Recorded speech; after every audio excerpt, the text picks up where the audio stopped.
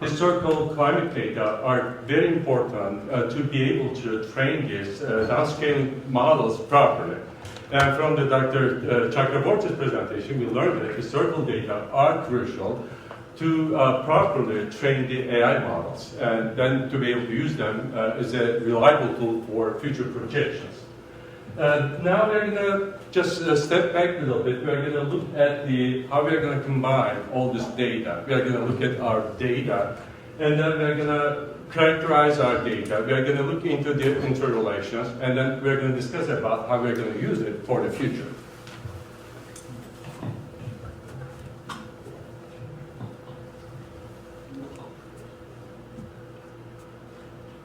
Okay. As an agency, we are particularly interested in protection of the aquifer system. So we want to make sure that we will have the sustainable groundwater pumping from aquifer system to be able to meet various consumptive water use demands. At the same time, we want to make sure that we are going to protect the environmental flow at the major spring to be able to sustain threatened and the endangered species at the major springs, including Comal Springs here. So in our region, one of the main concerns is the drought. The drought is the main threat to the sustainability of the aquifer system. Therefore, when we look at all the hydroclimatic data in our region, past, current, future, we are all interested in how they interact with each other and what type of the drought, meteorological drought and the groundwater drought, could occur that may pose a threat to our groundwater system. And so in this case, like for example, when I was walking to here this morning, I can still feel the heat. And I think everybody agrees that in the last years, or the recent years, including this year, we feel all season temperatures and the drought. So drought is out there. So the question is that how are we going to characterize this drought? So, and then if I know that, okay, I'm feeling the drought, how does drought compare to the past droughts? How severe, how bad it is? So we need some sort of the tools, mechanism in our hand to be able to compare and at the same time to characterize what type of the drought that we are dealing with.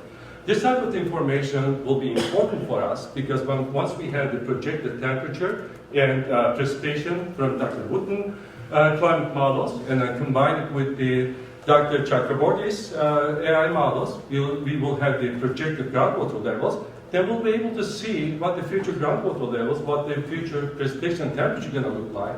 So can we deduce, can we understand what the future meteorological drought and the groundwater drought are going to look like in the future? And the next question is that how they are going to relate with each other. Can we use either physics-based model or the AI-based model to look into what are the relations, what will be the consequences in our water resources system, including spring flow, including the groundwaters, and also all the species that we are interested in. So the pipeline is very important. So if we have the meteorological drought in our region that could be driven by high elevation temperatures or the precipitation deficiency, if you combine them, how they are going to propagate into the groundwater drought. That's the critical message that we want to answer. So there's an excellent review paper, but Van Loon and then in the Virus Water. So we'll just go with their definitions. In the meteorological drought, basically precipitation deficiency combined with increased temperatures and evaporation over a large area and extensive period of time. Now let's look at the hydrological drought. Lack of water in the hydrological system extending over a large area and extensive period of time. And if you look at the groundwater drought, low normal groundwater levels in an aquifer over an extensive period of time. So three important features in each definition. One is you gotta have it on a larger area. Second, you have to have some baseline reference measure. If the temperature exceeds the threshold level for a longer time, that may just cause some drought.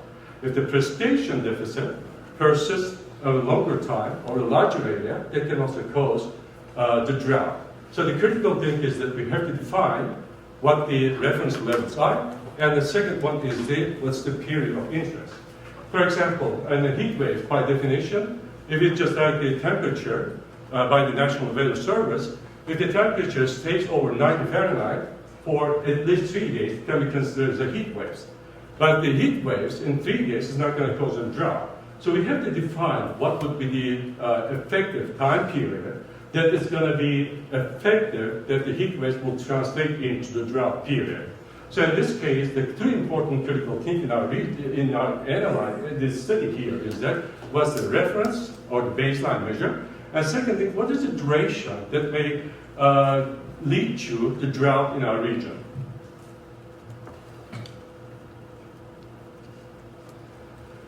Okay, so the first part of my talk, we are going to be looking at all the water climatic data. So in our region, we had some drought events prior to 1930s. So we're not going to be looking, we are not going to be focusing on it.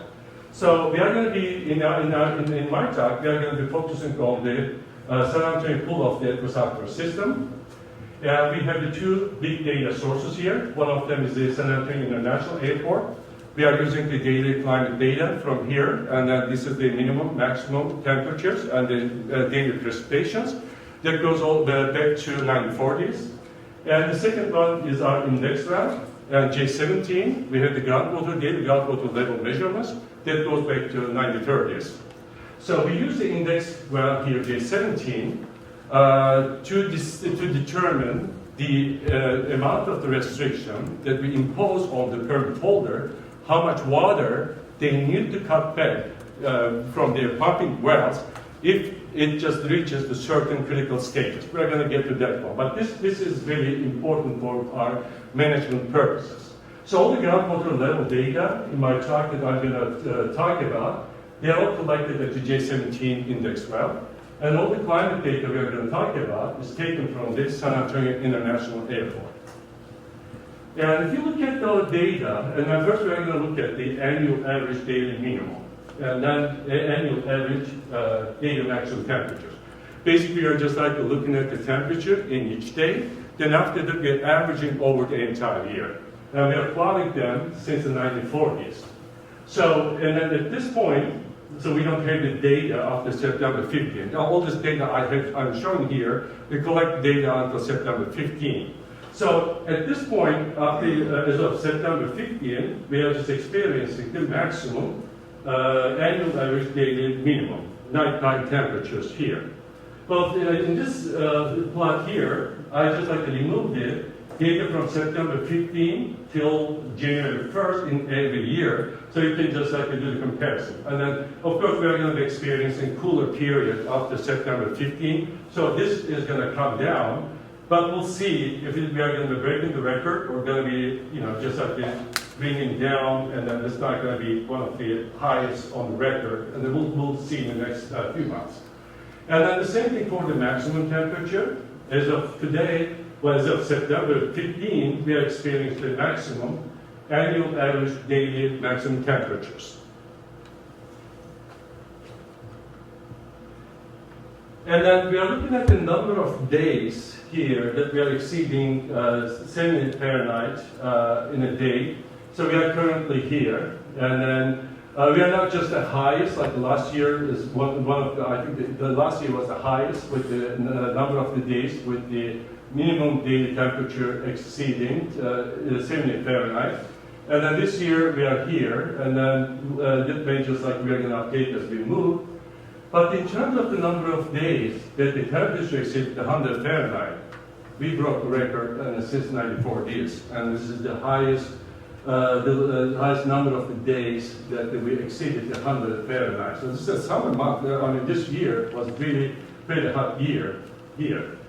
In terms of the summer month temperature, so we are looking at it from June 1st until the August 31st. We experienced the warmest of the hottest summer since 94 years this year. So we are just like we broke the record on that sense too. The other thing is that, and if you look at the climate normals, and this is what the climate scientists usually like to look into it. And so what we do is we just average the daily maximum temperature, minimum temperature of precipitation over 30 years period in a moving average with the moving windows. So you calculate from 1951 to 1980, and after that shifted to the 1961 and 90, and then plot all the average values. And this indicates that we plot this one in the end of the year, and this is basically this shows here from 1951 to 1980. This shows the 1961 to 1990. And then since then, there's an increase in temperature in our regions, about 1.69 Fahrenheit. This is the maximum temperature, and at the minimum temperature, we have increased, like the minimum temperature increased by 1.47. So we are just feeling this warming in our region, definitely. And then we look at the precipitation totals. And the last year, we had the historical minimum. And as of September 15, we still have the very low precipitation. But again, this would just change. And then again, this is September 15 to January 1st, until January 1st, had been removed from data from each year. Precipitation didn't really change much. And then there's here just like a very little increase, and then since this time here, and a very little drop here. So precipitation did not really fluctuate too much, but we see that definitely the temperature is warming up in our region. Now we look at it from a completely different perspective. Now from the annual, let's move to monthly, what's happening in our region. So it's kind of a little busy, but I think it's a pretty informative plot, this one.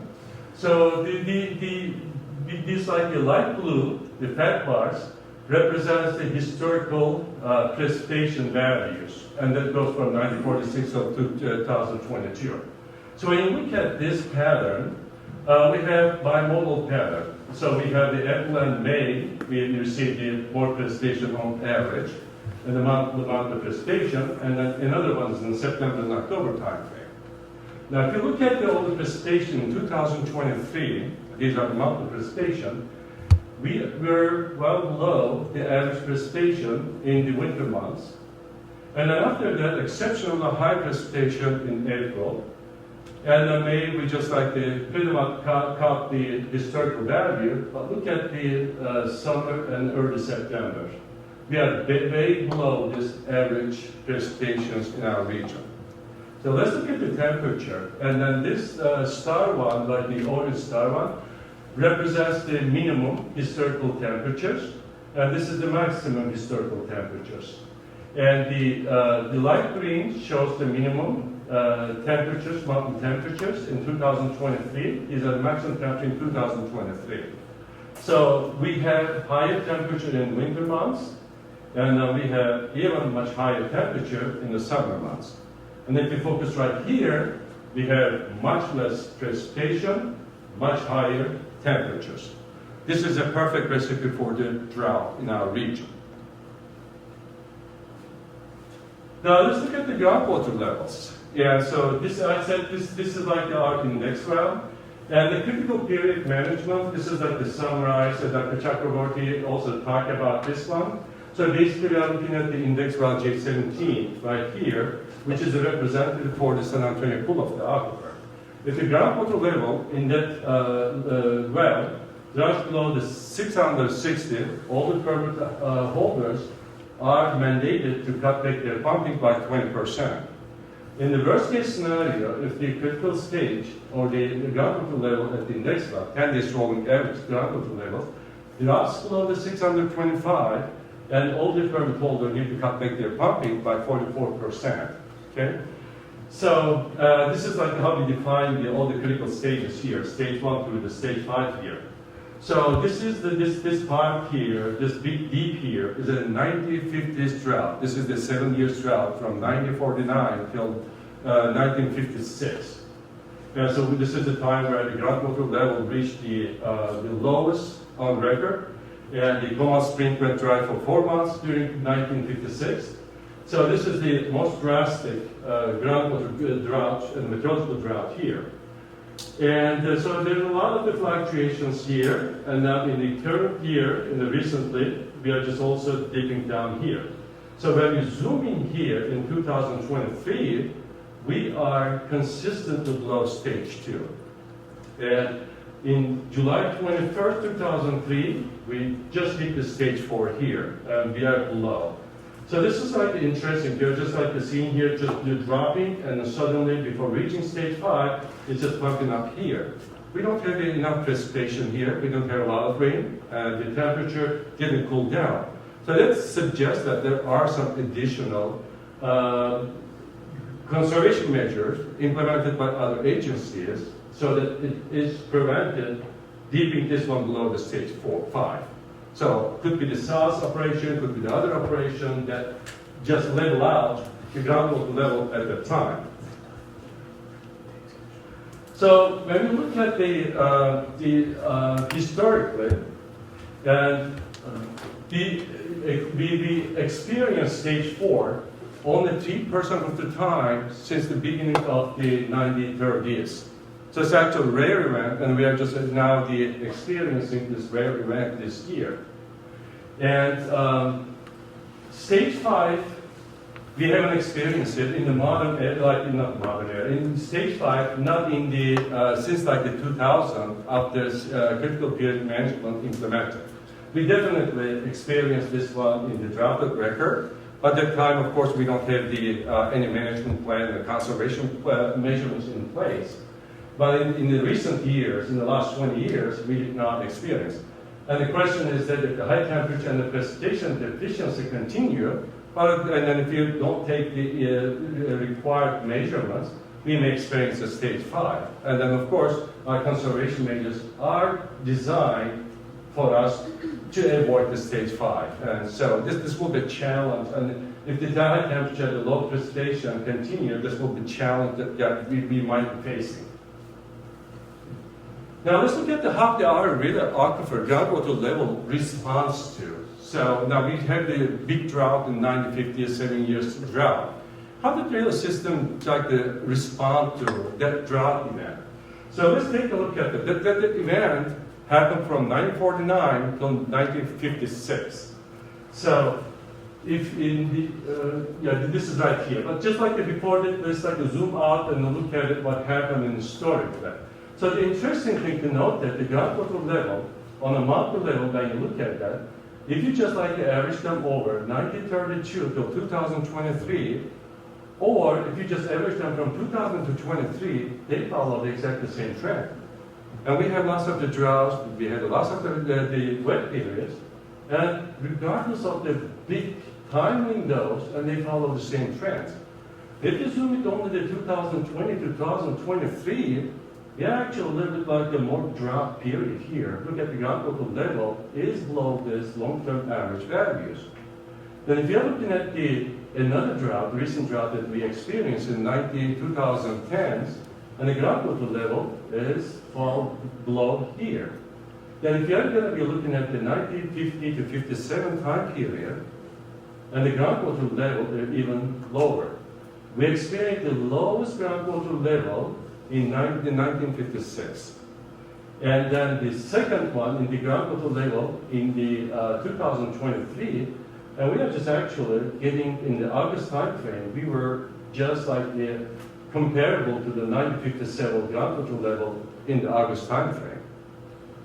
So now if we just zoom in only this 1949 to 1957, this is the drought record event. So now we have the 1949, and then after that in time, because we don't have the enough precipitation, high temperature, groundwater level drop here, and then 52, and then continues all the way to 1956. But then after that, in the following year, there's a bump. The bump up like the groundwater level, the bump up right here. And then after that, in 1958, the groundwater level just increased by 53 feet. That's a huge response to whatever the mechanism is that we're going to get in the next slide. So the system, when the drought hits, is actually losing its water capacity very quickly. But if the system, if you just supply enough recharge in the water, system responds and very quickly and recover itself really fast. And the reason for that is the back-to-back big storms in 1957. And as a result, we see in comparison to 1956 level, there's an increase in the groundwater level of 53. Now, if you just go back and look at our critical period management, the difference between the critical stage 1 to critical stage 5 is 35 feet. But now, here, with the back-to-back rain, the precipitation storm event, we can just actually cover up this difference. we can just like the aquifer quickly responded at the time, responded that this groundwater dropped and recovered very quickly as a result of this huge storm, big wet storm in 1957. So let's look at the springs now, because these springs are really critical here. This is the Comal Spring is located right here. This is the home for the number of the endangered and threatened species here. And it's important that we just sustain enough water in this region to be able to utmost like the protection of the habitat for those species. So when we discuss about it in 1956, we just hit the zero. So basically, the Comal Spring dry in the period. So what will happen is here now, and then this is the critical periods description for the Comal Springs here. So for most of the time this year, for the entire time, and then we were below the stage 2. And in July 18, 2023, we actually dropped below the stage 4 level. And then after that stage right here. So we have two different curves here, and then there are two different the threshold here. One of them is based on the 3 days rolling average, the other one is the 10-day rolling average. Whichever becomes first, it will designate what stage we are in. And both of them shows that in this case we use this like the blue one, and then in July 18, 2023, we hit this stage 4. And if you look at this year, what's happening, this is the old average Comal Spring flow, and this is where we are at. So this indicates that not only the groundwater levels, but we are also at the spring, we are down below the historical level. And definitely we are just feeling the drought, not only groundwater drought, but also hydrologic drought in the springs we are feeling it. And so this happened, and then we are just below the stage 4. This happened only 4 times in the history. And since like we collected this data early 1930s, this is the Comal Spring, yes. And it's only the 4% of the time we experience this type of drought. The stage 4 experience in the past, and including the 2022 recently, we haven't, in the last 20 years, we haven't experienced stage 5. And the last time we experienced stage 5 was in 1984, and that time we didn't have the mitigation plans in place. Again, the similar to groundwater level, high temperature precipitation deficit will bring to some challenges for us, just for the protection of the Comal Springs. But that's the reason that we have the protection measures in place to be able to protect under this type of the drought conditions. So the overall, and then both the Comal Spring and the J17 groundwater level feel the pressure from the drought. Oops.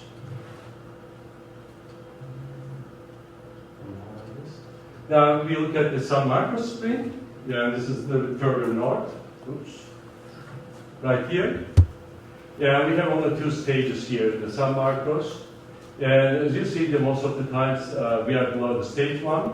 And San Marcos 13, 2023, we are actually below the stage 2. And similar to the other water features, and we are way below the average spring flows. And we have the measurements since 1956 in the San Marcos Spring.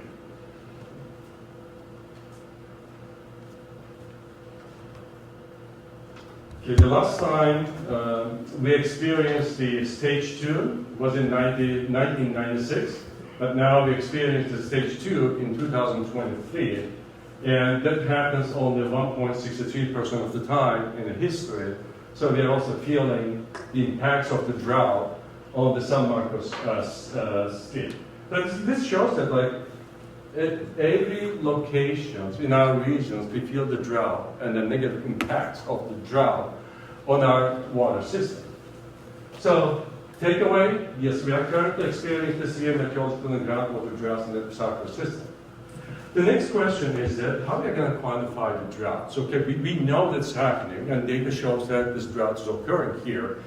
Would it be possible to distinguish the high temperature driven droughts and the precipitation deficit drought separately, but then combine their impact and then propagate them to the groundwater drought.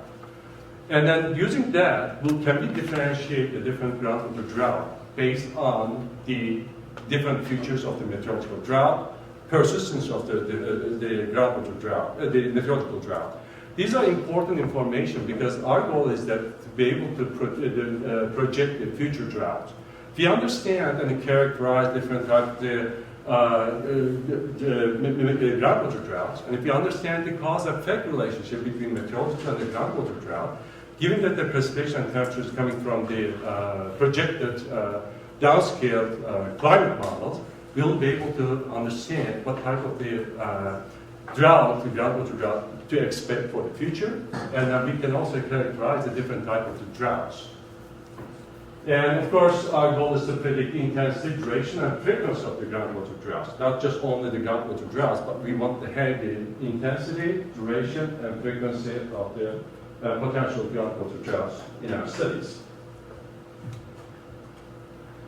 Okay, how we are going to define the intensity of the drought?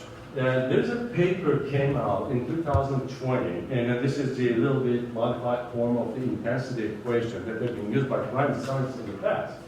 So what this equation simply says that you define some sort of the baseline or the reference point, and then look at the deviation from this baseline measure, and that average this one over the duration of the drought event.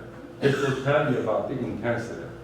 So for the temperature, we are going to say that if the temperature exceeds the reference temperature, for the precipitation, if the precipitation falls below the particular, like the reference precipitation totals, and so there's a precipitation deficiency, and the groundwater level falls below the specific groundwater levels, so that they basically lower groundwater level in this case. Therefore, we use the parameter here, and it will take a different sign for temperature, and also pressure, the precipitation, and the groundwater levels. But as we discussed in the second slide, we said two things are important. One is, like, two out of the three things are important. One is the baseline measure, reference level, and second one is the duration, how long. And then when we say that event is going to be considered, or you consider it as a drought. So in this case, we had the precipitation driven meteorological drought, temperature driven groundwater drought, and the groundwater level driven drought. So let's just start with the easy one first, and then for the groundwater level. And so what we say is that if the groundwater levels drops below critical stage 1 in our region, that could trigger groundwater droughts. How long? And we just said it in the 3 months based on the literature data. And then these are Tom et al. Applied in different regions, and they found that through the different index-based analysis, 3 months is a representative to define the persistence of the groundwater level below a critical level. So we adopted their 3 months, and then we defined the critical level as a critical stage 1 based on our mitigation plans. And the climate droughts, the temperature-driven drought, and we just said that the minimum degree is 90 Fahrenheit, and this is coming from the National Weather Service, and then they said if the temperature stays at or over 90 degrees, and this will be indication of the heat flux, and then we said to be consistent with the groundwater, we said at least it should stay above that level for 3 months, so that the heat waves could propagate into high temperature driven meteorological drought. For the precipitation drought, now what Ukala et al. Did it, they only look at the low precipitation. So if you look at the distribution of the precipitation, if you look at the left side and the right tail, the left tail is the low precipitation events, and the right tail is the extreme events, so the storm events. So they focus only on the left side of it, precipitation deficiency. Now, this is not directly applicable to our region, because in our region, the drought, the groundwater drought, going to end if we have big storms. And we have seen it from historical data, and we're going to see it now. So one of the reasons is that there are two types of the recharge mechanisms in our region. One of them is called the focused recharge, the other one is the diffuse recharge. Focused recharge, after big storms, and then most of the water infiltrated into the aquifer through the creeks, river channel, or the sinkholes. This is a huge amount of water that goes and recharges the aquifer. And second one is the diffuse recharge, and these are the recharge between the larger area between the creeks. And then it is susceptible to the evaporation losses. In our region, about 70 to 80% of the recharge are coming from the focus recharge. It's only about the 20% is coming from the diffuse recharge. Therefore, when we look at the precipitation distribution function, we are more interested in the other extreme, so the high storm events, because they are the ones they are going to be responsible for ending any of the drought in our region. So then we hypothesize that, well, okay, just like let's take it the minimum value, and then after that put some standard deviations. And then to see at which standard deviation we will be able to capture that behavior. So we changed this standard deviation 1, 2, and 3. But we found that in the 1950s, if you draw this one, mean plus 3 standard deviation, there's a drought area because we don't have enough precipitation. Then we have the back-to-back big precipitation 1957 that will end our drought events. And the same goes with the 2010s. This is the second big event.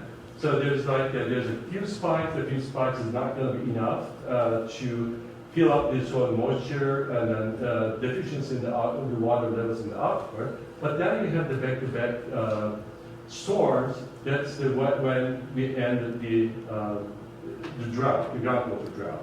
And then this is also consistent with in other times where there's no drought event. So these are the non-drought events. This seems to be consistent.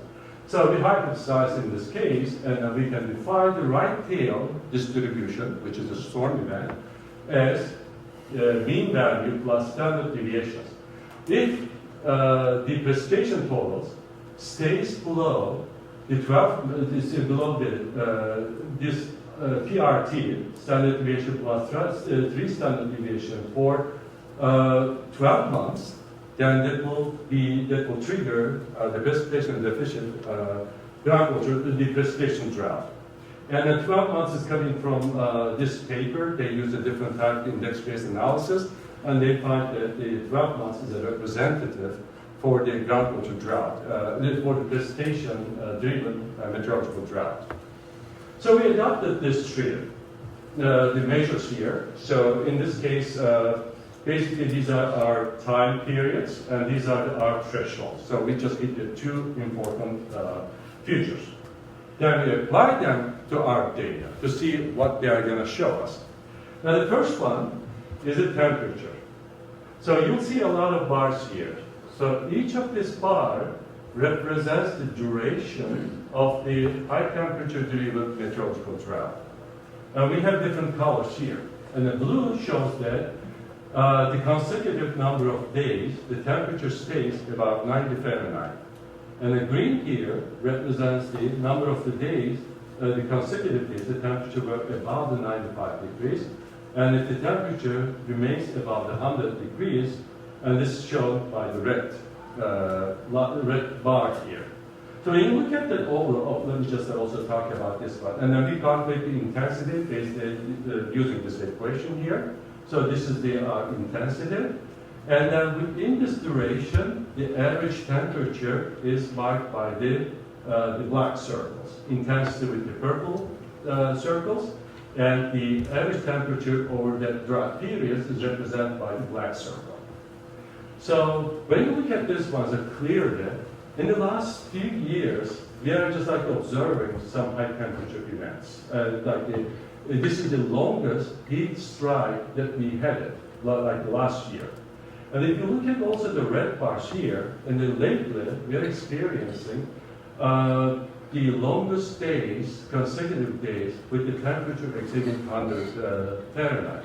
So this is another confirmation that we are actually feeling the climate warming in our region clearly, that this is like all this indication here. And the second part, then we apply the same thing for the precipitation.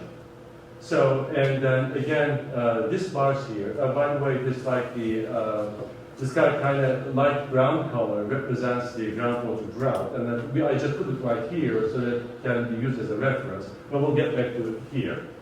So in the precipitation data here, and we are all doing the same thing. And each of this box, the height of the box, represents the duration at which the precipitation deficiency was persistent.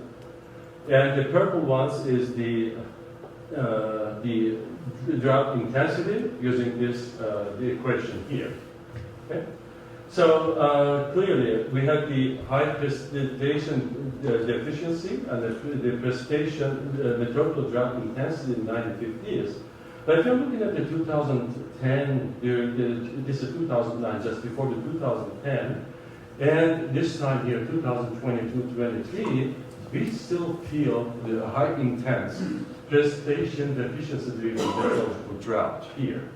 So this is comparable to the big events, and even just the worse than in 2010's precipitation deficiency driven meteorological drought. And then let's look at the groundwater drought here. And here, similarly, each of the height of the box represents the concentration of exceedance of the particular critical stage. So the critical stage 1, which triggers the groundwater drought, that is the blue line, and the red is the black, I guess. The black is the most extreme case, and the stage 5. So you'll see like the duration of the groundwater level exceeded particular stage in this case. And the purple color here, again, represents the intensity of the groundwater drought. Let's take a look at this one. And we are experiencing the highest groundwater drought on history this year. But also I'd like to remember that this is very narrow. And of course, if it just stretches more, and that may readjust itself, may just drop. But as of September 15, we experienced the highest groundwater drought intensity on record. So now the question is that, so we identified a different groundwater drought, but what are those droughts really? What they really indicate? So now let's look at the 1950s drought. This one here. And you'll see there's a bunch of high temperature driven meteorological drought. And we have the precipitation driven drought here. None of them are the maximum on record. They are high, but none of them is maximum. However, it happens very frequently. I think this one, imagine this one is like a boxing between two people, and one of the boxers just getting lots of punches. He is not getting one of the strongest punches, but just get the 20 punches in a short period of time. That causes the drought in the case, the persistent driven. We are just constantly taking the hit, and then that's the reason that we just got the persistent driven. It is happening very frequently. It doesn't necessarily be very big, but it's happening. Now, if you look at the 2010, this is the preconditions driven. And when I get to the next slide, it's going to be much clearer. If you're looking right here, the temperature intensities are not great here during the 2010s. Precipitation intensities, they are not the highest. But let's look at the previous year, in 2009. So we just like to hit the maximum, like the heat waves, and we have the maximum precipitation deficiency driven meteorological drought. What happened is that 2008 and 2009, we had the very low precipitation, we had the high temperature that basically drained the soil, and there's not enough precipitation, there's not enough recharge for the aquifer, so basically it's just preconditions. And then later, even if you had the not the highest efficiency, not the highest temperature, there's still the cause, the groundwater drought will intensify. So it's a preconditions driven drought we observed in 2010.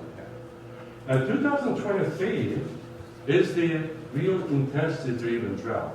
So if you're looking at it, we had the highest heat strike in 2007 and 2022. And the precipitation driven drought is one of the highest. It's a very short period of time compared to 3 to 4 years period in 2010 or 7 years in the 1950s. It's a shorter, but they're really intense. And as a result, we got the highest groundwater drought intensity in that region.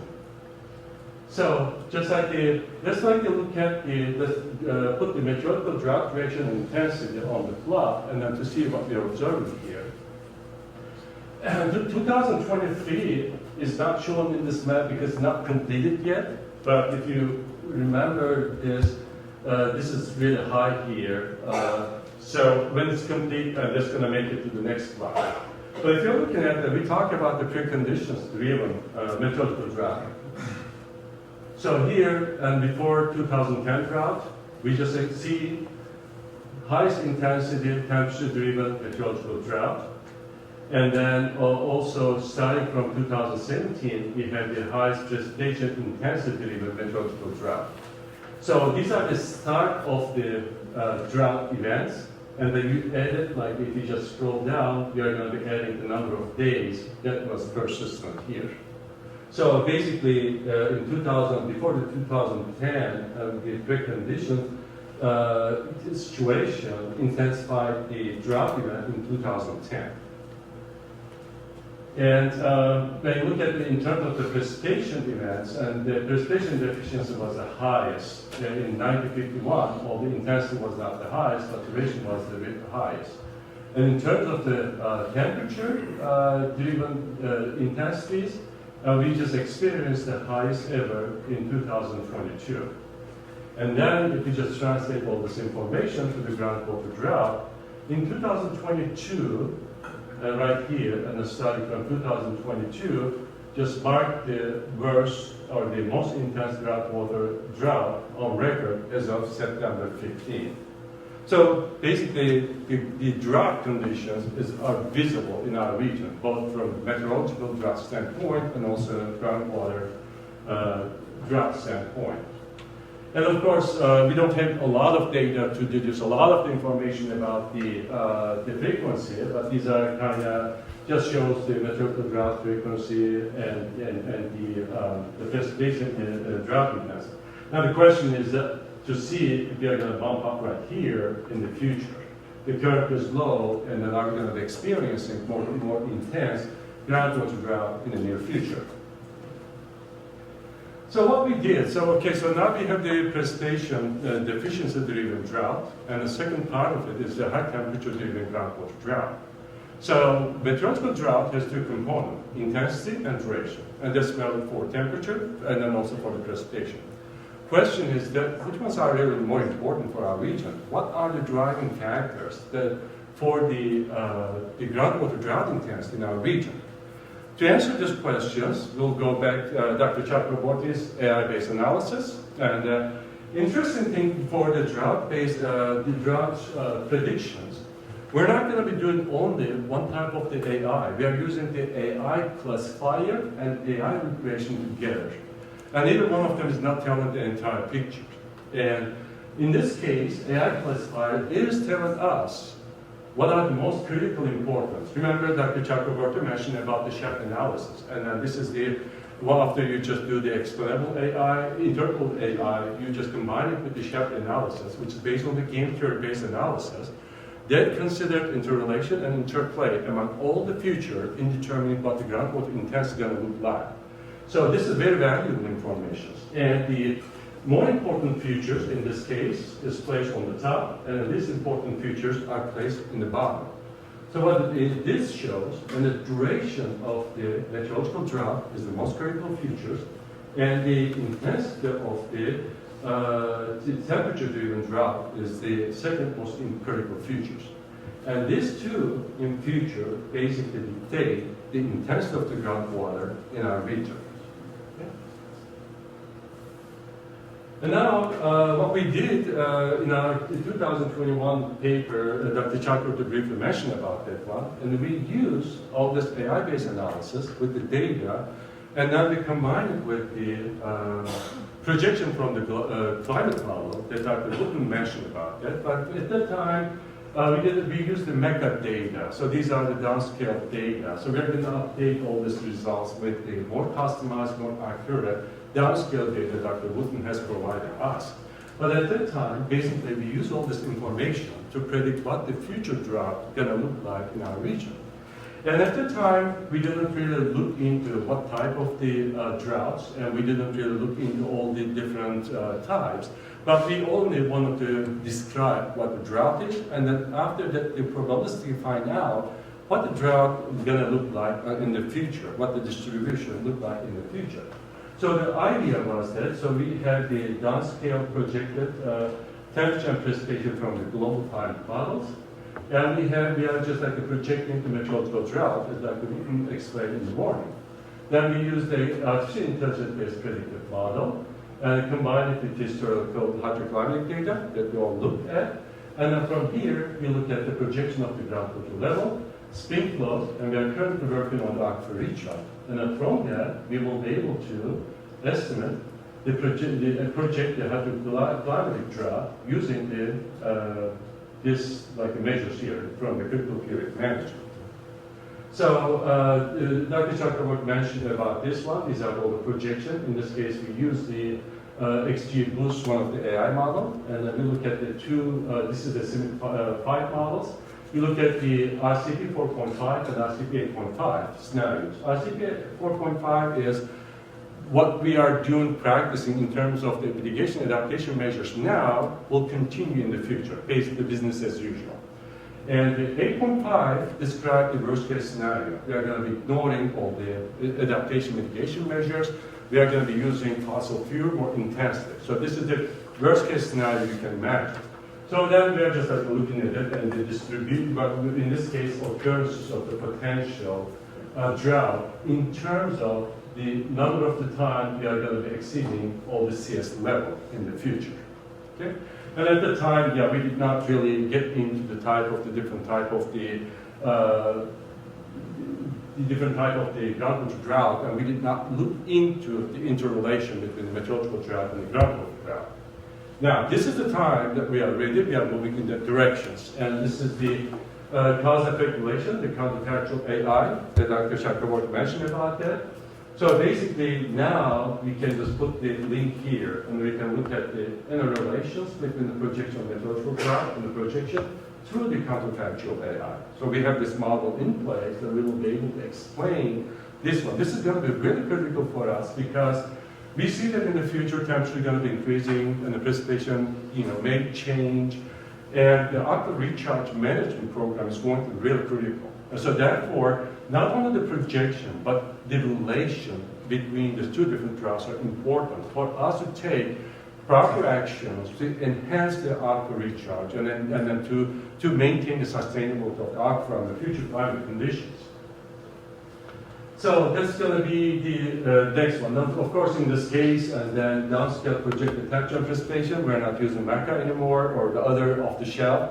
And these are the same reason Dr. Wooten mentioned about it. They are just trained with the larger data set, does not necessarily represent our regional climate conditions. And now we have our own, I call it the customized downscaling data that we are going to be using it, and we are going to be looking at the futures, how the spring flow, how the recharge, how the groundwater levels at the index well, and how the drought may look like in our region. That's really important for us because that's going to tell us whether the current existing mitigation plans in place are going to be effective in the future. Or do we need to really make some improvement? Do we need to make a revision? Or do we need to include additional measures to be able to sustain the productivity of the aquifer and then also maintain the environmental flow at the major springs and to be able to protect the endemic aquatic species there? So the results here, the concluding remarks, basically the data clearly shows that we are facing intense meteorological and groundwater droughts and highest precipitation drought, well, one of the highest precipitation droughts and longest heat strikes, and then we are experiencing most intense groundwater drought from history since the 1930s. And it's important for us that characterizing and quantifying the intensive duration and frequency of the both meteorological and the hydrological drought to be able to implement, revise those all the protection and conservation measures in our place. And the counterfactual AI and the downscale customized data, the projected and historical, the set the downscale data are very critical to enhance the accuracy, reliability of our results. And we've seen in a couple of slides that the system is actually responding very quickly to the big storm. Therefore, our recharge program, the management program in the future is going to be very critical. And if you have any ideas about for the improvement, protection of the, like the new methodologies to improve the aquifer recharge and things like that, and you can talk with Paul and the branch here, and then we have the research facility side, and we can just work all together and open the collaboration, that type of things. So that concludes my talk. I will be happy to entertain your questions if you have any. Thank you.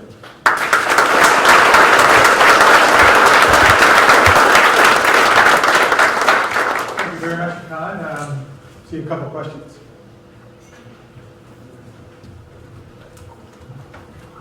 Yes, thank you. My questions have to do with the research of Dr. John Nielsen Gammon.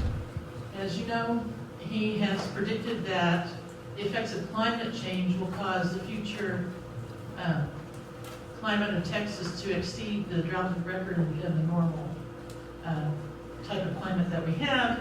And he's also said that the chance that in any 1 year of us going into a mega drought that would last more than 50 years for Texas has dramatically increased. I'm wondering, does some of your AI analysis come to some of those same conclusions in your data there? Or how are you factoring in those that type of research? And also, if that it does occur, how would you know when you're doing your analysis if we are in fact going into such a mega drought, or does it really matter? Well, in our ERL paper, we have considered two different scenarios. One of them was the RCP 4.5, the other one is the RCP 8.5.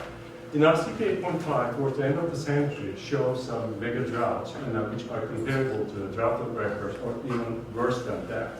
So that's in our paper, we documented that one. But again, this is the worst case scenario. And that was also using the downscale data from America. It's not necessarily 100% perfectly representing our region. So we are going to be repeating all this analysis with the new data, and we should be able to report these results in a few months. So there's a possibility that we may go into, but depends on what scenario that we are looking at. And at the time, when we look at the RCP 4.5, we did not see it. We see the comparable drought, but we didn't see much worse than what we observed in 1950s at the time. But on the RCP 8.5, with a higher emissions, we observed towards the end of the century, we see the mega droughts in that case. So she's bringing that. Okay, first of all, fantastic presentation. That was very enlightening. Your graphs, complicated, yes, but super impactful. I actually had two questions. One should be really simple. It looked like you were missing a lot of your temperature data in the mid-1970s. Is that right? I didn't see any bars in the 1970s. Which one is that? Which plot we are looking at? We'll talk about it. Yeah, right there. In the 1970s, there's just no bars. Because there's no the high temperature driven drought at the time. Okay. Yeah, and then it's just remember we have the specific threshold and a period. Whatever the event, the climate event at the time, to satisfy that condition, that will get in there. Data is pretty good. The original data that we have, both the meteorological data is 1.8% missing data, and we included that data. Ground water level data is about 2% missing data. And they were not in a sequence, and they're just scattered around. The ground water level doesn't really change a lot, so we just linear interpolation. And we apply the same thing for the historical meteorological data. And precipitation, that it can cause a problem, but there's no way to find another data to substitute for that. And with the temperature data, it was, just like the linear interpolation was okay. Again, not really more than 10 or 20 days. At most, at maximum, most of the times, 1 or 2 days are missing data. So this has nothing to do with the data, but because there is no event in a specific period that meet the requirement for the climate event to be qualified as a high temperature driven drought event. Okay, and then the follow-up is, you were talking about the big storms. The big storm events can often end your groundwater drought. And then you talked about the focused recharge through the sinkholes makes up about 70% of your drought. 70. 70. Yeah, 70% of the recharge. And in my head, that's taking a surface water flood and basically directing it down into the groundwater and giving you a groundwater flood. Yeah. The diffuse recharge over the much larger area is only about 20%, give or take. And I wanted to highlight there's plenty of ways to make that better. So in 2015, those large rain events you were talking about caused a federally declared disaster in Blanco, where the hydrograph peaked about 45 feet above normal for about 45 minutes, and then all that water was gone and down past the recharge zone and unable to get into the Edwards. So prior to that, between 2010 and 2013, we did a project using these indigenous nature-based beaver biomimicry designs on Camp Bullis. It was a 3,000-acre project, but 1,000 acres of it, we basically laid mulch down on perfect contour to create these flood speed bumps. And that particular, and it spread the water out and it kept it on the land. So that particular project has had virtually zero surface water runoff since 2010, including 11.5 inches of rain in a 24-hour period, Memorial Day 2011. And then in 2015, we caught 18.5 inches of rain in about a 2-week period, the same rains that were causing a disaster declaration. But we regenerated springs, never been documented before, and they flowed for weeks after the rain events. So wouldn't that be a way to sort of soak that water up, soak it, spread it, store it, and sink it into the really tiny sinkholes that would take much longer to get down to our groundwater and basically provide recharge for a longer duration than the focused recharge, which basically turns a surface water flood into a groundwater flood. Am I understanding that correctly? Yeah, I think these are like based on some numerical modeling results and the Bureau and the EEG at Austin. They did the analysis for us, and then this is based on their the field-based the analysis, and then also the numerical models, and then they said it's 80% of it. So what happens is that, I mean, I can see your point too, but the way that I just like to look at it after the big storms, and most of the, like the rivers, they just like to hold the water, but they cannot hold the water for a long time, right? They're just like they're dumping big amount of the water, and the groundwater level is far below already, so basically everything just goes directly to the aquifer in this case. So sinkhole, you know, and then in general, the terminology sinkhole or the creeks or anything that's open and get carried, not necessarily a sinkhole is just contributing more down the river, but I think that any creek or the stream are going to be responsible for the focused recharge in this case. We have time for one more. Any other questions? Yes, sir.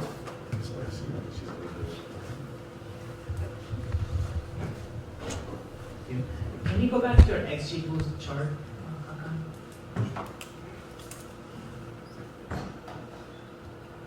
Okay.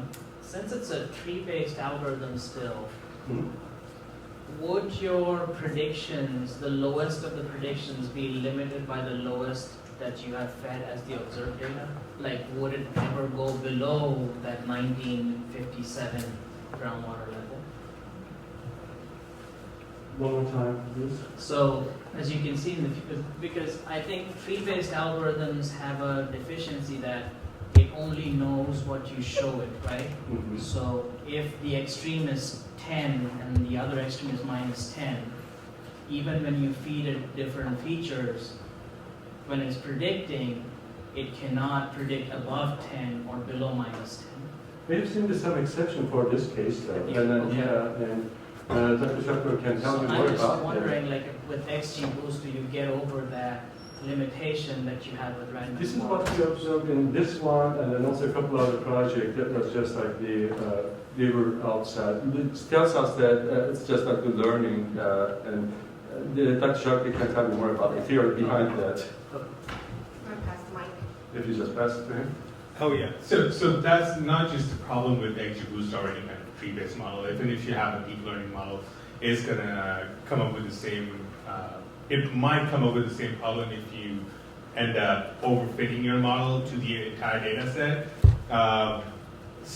This particular case, what we found was when we changed the models, the climate change models from MACA to Adrian's downscale, the custom downscale data set, it did not seem to have that problem where it was just predicting the it's about in the same range as the historical minimum, right? So we overcame that challenge when we moved to 8 variance downscaled models. So basically that was the limitation of the previous version of the climate models that we used. But yeah, I mean, if you end up overfitting the model, it's going to appear that it's stuck within a range, but that's going to be the same thing with any kind of deep learning. But a couple of times we observed that there's like outside the bounds, so that was kind of Oh interesting. yeah, it actually went to 0, so Yeah. it was out of the bounds. So it's not undergoing the problem of limited to a range, which tends to happen with overfitting models. Yeah, there's also like the concept of this like interventional AI modeling. Say, for example, if you do something different at one point, and then the model doesn't have anything, any idea, then after that you just like get the new information data, because it will not be able to interpolate beyond what was trained with. So then we retrain the model and try to capture anything outside range. Because we have run into similar issues with other AI problems, and so I was like, I want to see what you know first. Very good. Thank you very much, Hakan. Yeah. So,